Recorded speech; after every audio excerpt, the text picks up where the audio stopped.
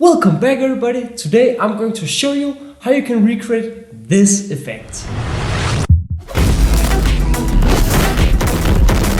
The effect that I'm talking about is of course the Mortal Kombat skull crushing effect, which looks really cool and it's super simple to do. So let me show you how to do this in After Effects.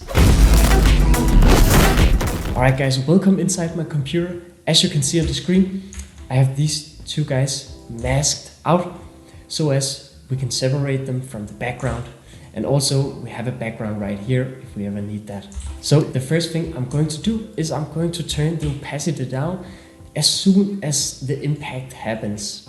That way we can create our own little world when the time is stopping. And when the time speeds up here, I'm gonna turn the opacity up once again. So now that we have our little world here for ourselves, let's put a skull that I found on Google inside, and I'll be enabling motion blur and 3D on the layers here so we can add some camera movement later on in the video. So let's match this skull on top of our character here. I'll animate the rotation and the position, and as for the scale, I'll just match my head here, just like this.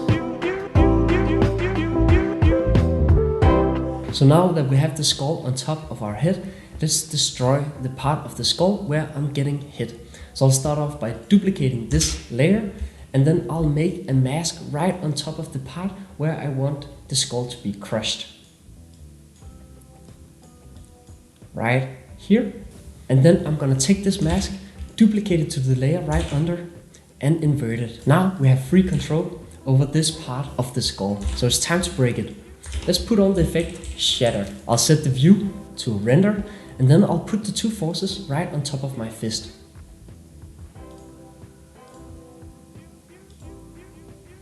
Then I'll go down to the physics, and I'll set the gravity to a very low value, and that way we get the slow motion effect.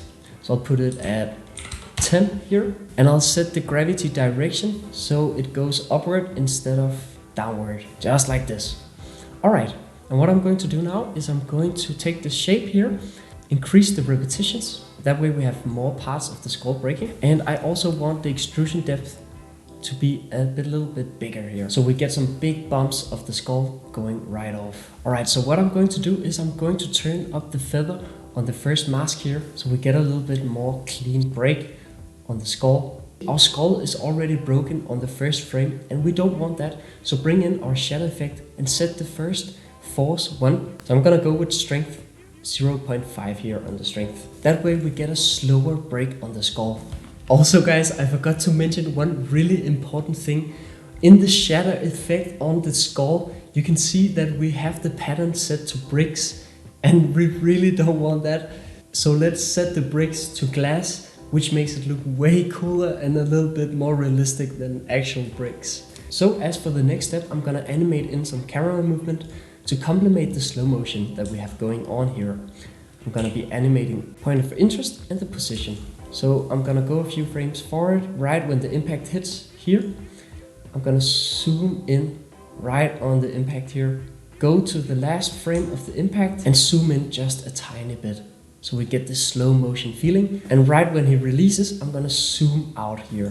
And then I'm gonna go to the last frame of the punch, and I'm gonna keep zooming out just a little bit just to keep some movement in the scene here. So now that the skull is crushed and is looking really good and we have some camera movement, I'm gonna add in a saber effect that I made earlier that just follows my punch here. And as you can see, it's just a normal saber layer, and I put on light rays on top to turn up the intensity of the saber effect here. Let's also add in a nice shockwave. I'm gonna place it right on top of the shockwave here, and it's also in 3D, so it looks really cool when the camera is moving closer to the effect here. Already this is looking really nice and promising, but we're still missing something here. We're gonna add in some impact frames, and for this we're gonna add in an adjustment layer and put on find edges. And we're going to animate the inversion here and turn it on and off right when I hit him. As soon as the impact starts, right here, I'll turn on the impact frame here, and I'll turn it on, I'll turn it off, on, off, on, off, and then I'll keep it at off here. And just when I'm about to release all of the tension here, I'm gonna make another on and off sequence here. Off, on and off, on and off, on and off. And then I'm gonna remove the find edges layer here.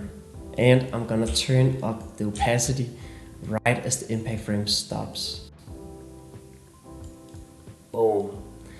And of course I'm also going to remove the skull here because we won't be needing that. Let's add in some dust when we go into this world of impact here. It's going to look really cool. I made sure that the dust is very vague, so it's only at 20% opacity here, so it's very unnoticeable, but it looks really cool. And as for the last thing of this effect, we're gonna add in light burst. And what this does, as you can see, it smudges out the colors, creates some really cool rays here. And I'm going to put the center right on top of the impact here. And then I'm gonna animate the intensity and the ray length. I'm gonna set the values at 0% at the start. And right when the impact hits, I'm gonna turn them way up here. Boom! You can see how that goes. And then I'm just gonna slowly turn down the values again. So as you can see, I animated the light bursts to turn up right when the impacts happen and right when I release the tension here as well. And now we have a really nice final result. And don't worry about the sun, guys. The gods decided to annoy me just at the last moment here. And remember to subscribe, guys, because in the next video I'll show you how to do this effect here. And I go live sometimes where you can drop in and say hello to me if you would like to, and then we can discuss some cool effects. And until next time, I'll see you guys in the next video. Goodbye!